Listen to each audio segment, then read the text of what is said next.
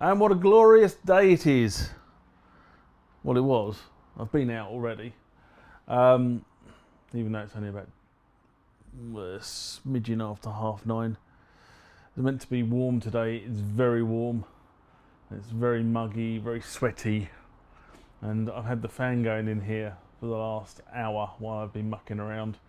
And I've had to turn it off so that I can do this. Otherwise, all you hear is shh going on in the background. Anyway, missed last week. Didn't really have a lot to say, so I didn't. And we're back to this week. And I thought, well, what I do is go through where we are with the rebuild of the T1. So, as you know, a couple of weeks back, I bought the T1. A few things wrong with it. Nothing drastic, mind you. Just a few things, a bit of housekeeping that needs to be done. I ordered all the bits, most of which have had to come from the US. It's not been particularly expensive, I might add. You know, the pieces themselves are $10 or $15 each for what I wanted. So it hasn't been that expensive to actually get hold of the bits, but they've all had to come from the US. So it's taken several weeks for them to transit from the US to here. And the funniest thing about it is that when you order stuff from the US, which I do on a fairly frequent basis, it doesn't take that long to get from the US to the UK. What actually takes a huge amount of time is for it to clear customs. Unless of course, you use the eBay Global Ship Plan. Because if you use the eBay Global Ship Plan, it can take an extortionate amount of time to transit from the US to the UK. So if somebody in the US sends me something, I don't know, normal UPS for argument's sake, it can be here in about 3 or 4 days, and that's sort of standard shipping charges. If somebody sends it via the Global Shipping Plan, it can take 10 to 14 days to arrive. It is the daftest bloody thing ever. So here's a piece of advice, I suppose.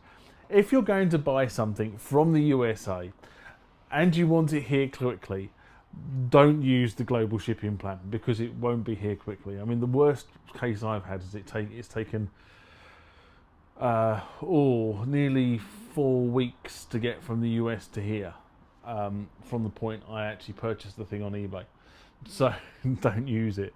And similarly, I had something recently where I sold a duplicate card for one of the instruments, and I used the Global Shipping Plan because the individual in question was in France, and I just thought it was an easy way of tracking it.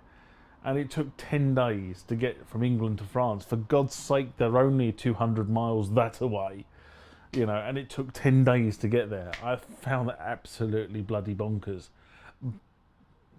You know, I think eBay need to sort that whole system out, because it really is taking the mick. And the worst thing about it is when you use the Global Shipping Plan, yes, it's guaranteed to get there. Yes, you're guaranteed to make, you know, it's insured and all that sort of jazz because it comes off eBay. But you know, it just seems to be you're paying the same money and you're not getting the same service that you get just by wandering down the post office in the UK and sending it international registered post. I mean, I looked at something for someone the other day, something I'm selling at the moment on eBay, and it's not a particularly big parcel. It's a letter really size parcel, and they wanted to know how much would it cost to be tracked to Finland. Well, the Global Shipping Programme wants about 15 quid for it. Royal Mail, in where I live, you know, wander down, giving it to them over the counter, 8 quid. And it's tracked all the way to the door the other end. There you go. Enough rant on that. Anyway, the windows are open. You can hear the noise outside my humble little house. But what I thought I'd do is, as I said, I'll give you an update on where we are. So,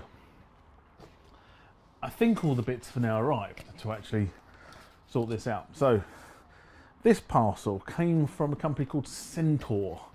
You probably see them on eBay quite a lot. They sell quite a lot of parts for Korg machinery, and for other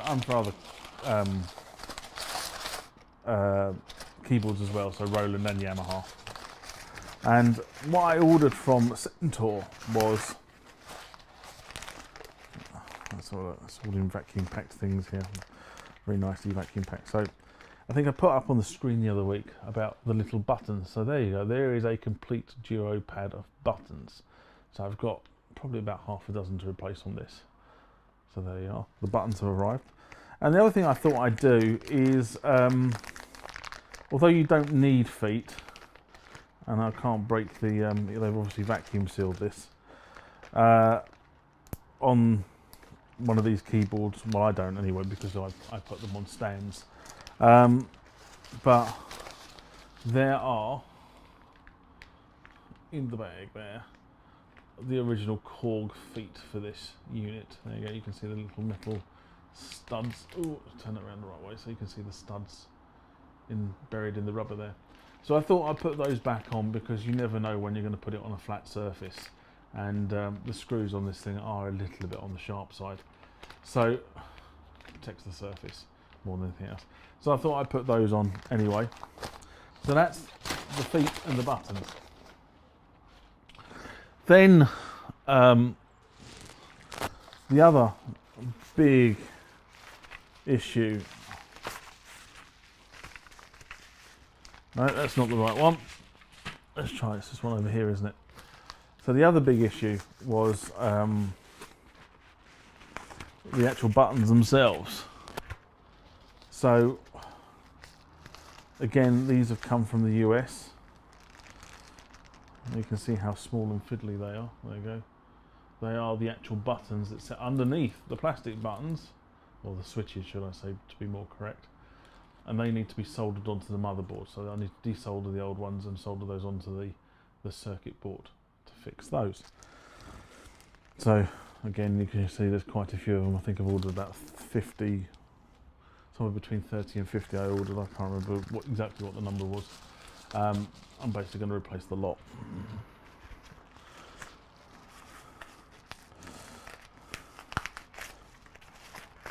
Back in there. So that's the switches.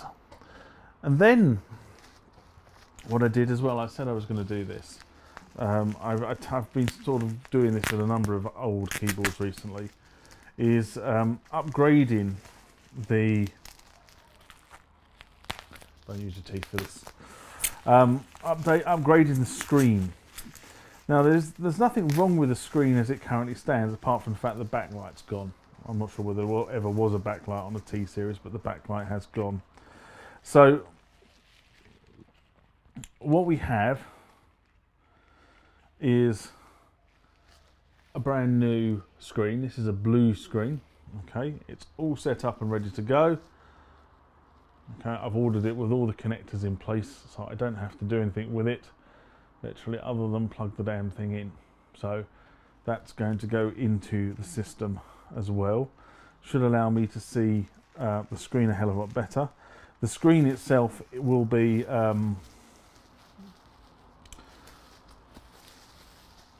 white on blue now, rather than black on sort of that petrol colour,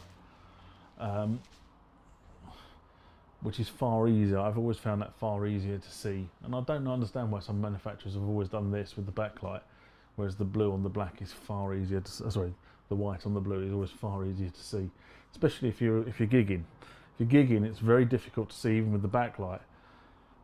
Some of the LCD, the black on petrol type, or black on green, whereas the white on the blue is always easy to see, and from much wider angle of view as well. So some of these screens are polarized, unless you're sort of looking straight down on them, you can't see them, whereas these are fine, much greater angle of view. And then the final thing I bought is, and I think I might have bought this in error, if I'm honest, but I have bought the memory expansion for it. There you go. So, but having looked at the service manual, I think I've got that wrong, if I'm honest. But we'll look when I get into there and have a good nose around. I was under the impression from some of the literature I read that you could expand the Korg one step further to make the T1 a T1EX, which stands for extra memory, of course. Much like you could expand the original M1 with the additional board to make it the M1EX as well. But I think I might have got that wrong.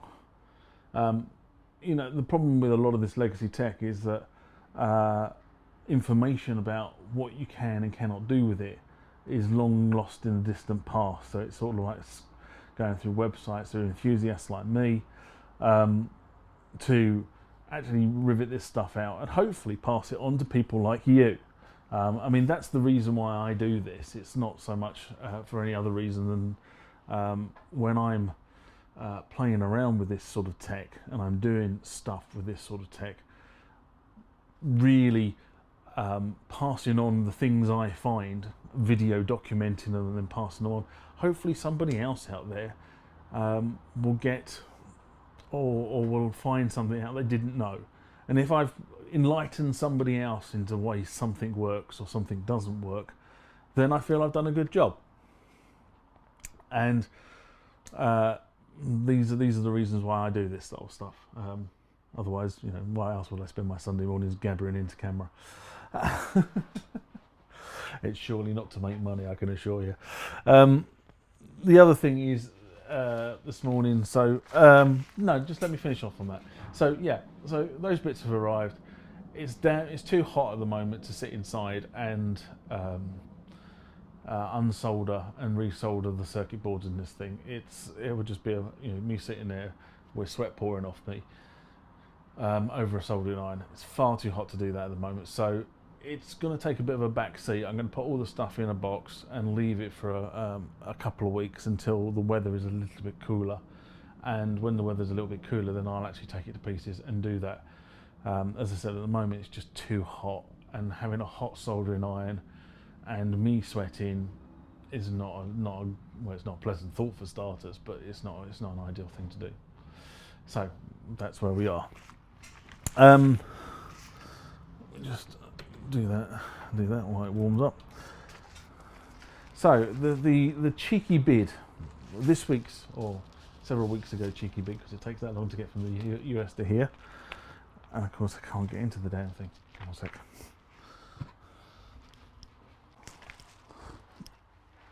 Ooh.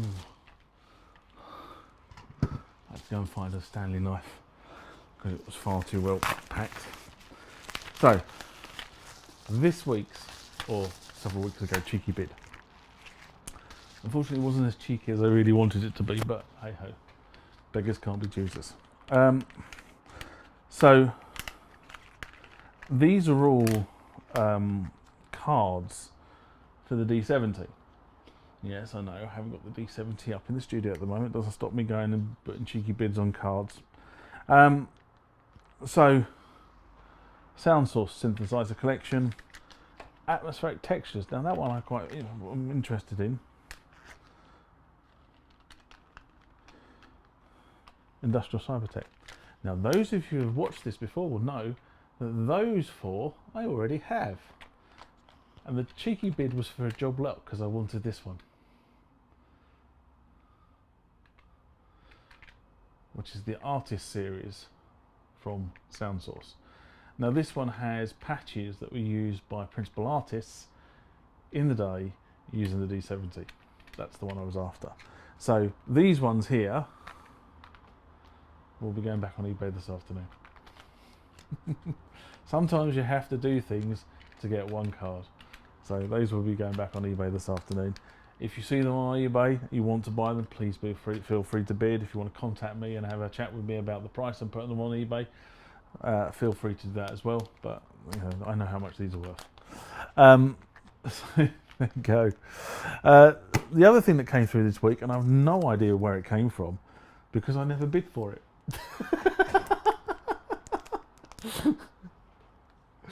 Which I found, I went back, it's really seriously, I went back through my eBay history when it arrived, which was about 2 or 3 days ago, because it came to, see, I normally have all my stuff shipped to another address because quite often I'm not here.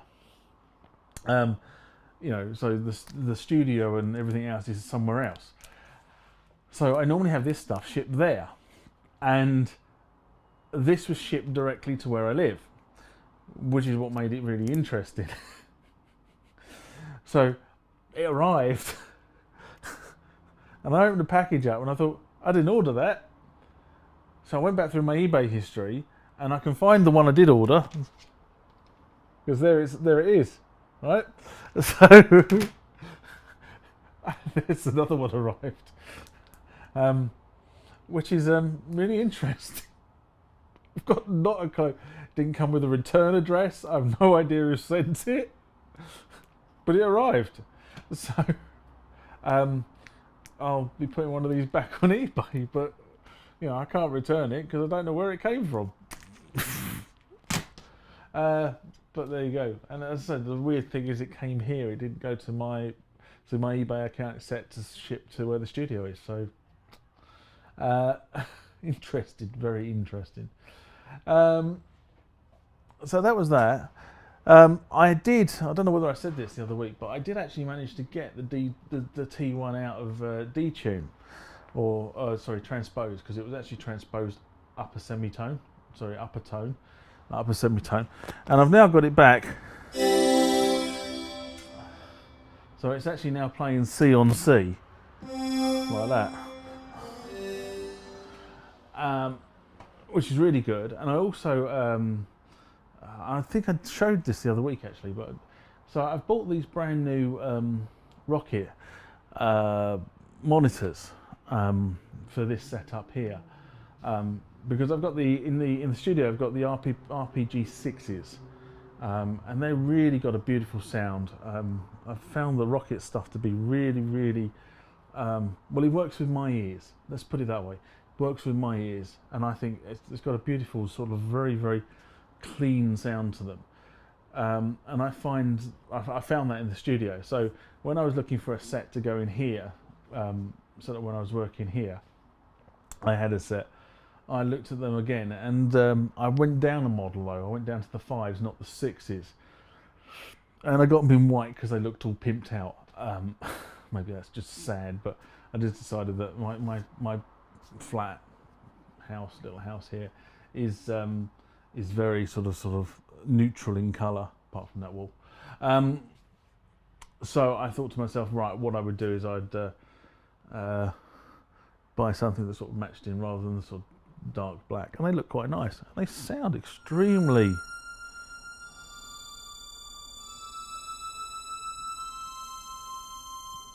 It's very Star Trek-y, isn't it?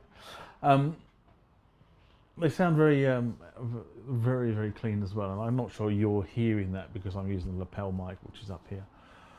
But you know, it's one of those things. But they do make it sound extremely good here. The only thing I've got to go and buy is I've got to go and buy a DHS1 for this keyboard, because I'm not taking the DHS1 away from the core keyboards I've got in the studio. So.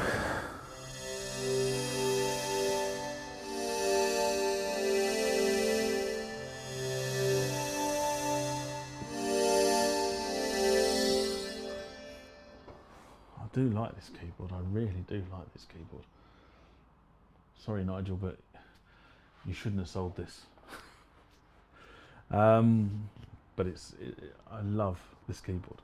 It's got such a beautiful feel to it. Now, I've never professed to be the best keyboard player in the world, and by long short, I'm not the best keyboard player in the world. I use technology to help me achieve quite a lot of what I do. Hence the reason why the channel's called the Music Tech Guy, because I do tend to use the technology a lot to help me. My keyboard playing is, how would I describe it? Better than good, but not brilliant. And it always has been. It never will change. I can read music, I can play music. I can't sight read. I do have to play things through a few times slowly before I can then read and play at speed. Unlike some friends of mine who can sight read, and it bloody annoys me no end.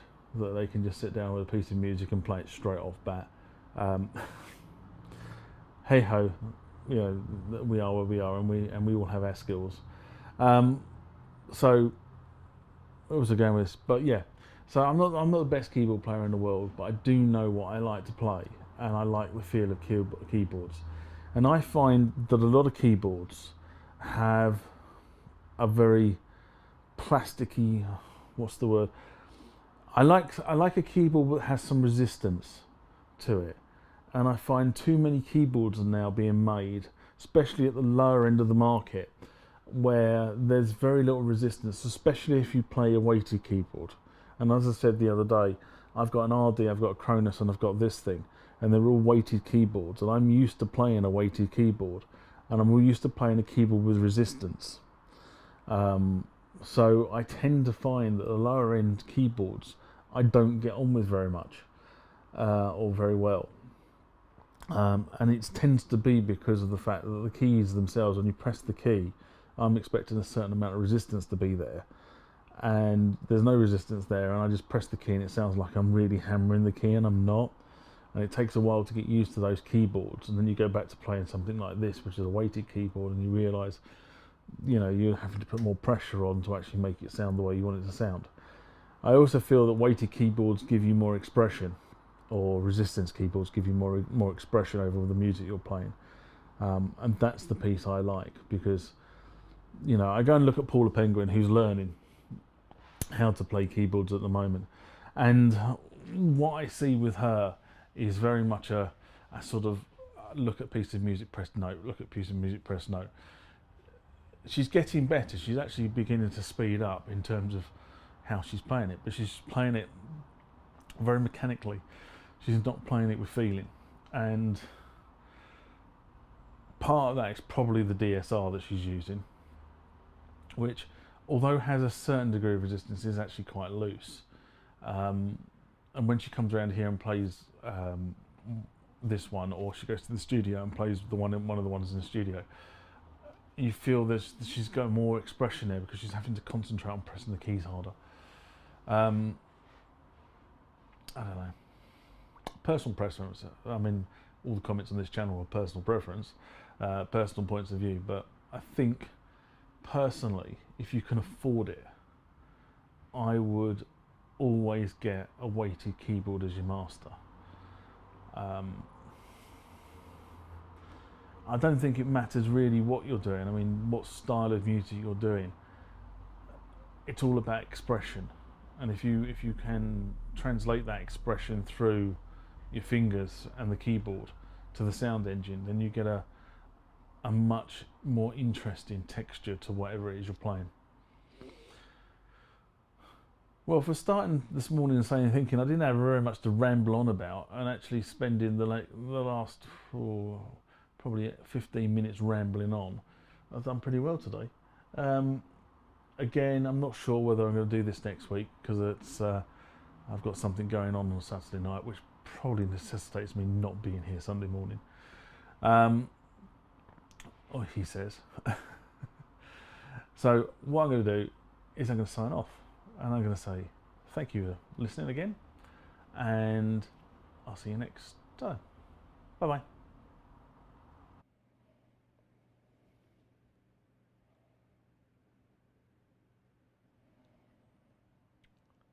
I've been told it helps the channel out greatly if you hit the like button if you enjoyed the contents of this video. If you want to be notified about future videos that may be made for the channel, please hit the subscribe button.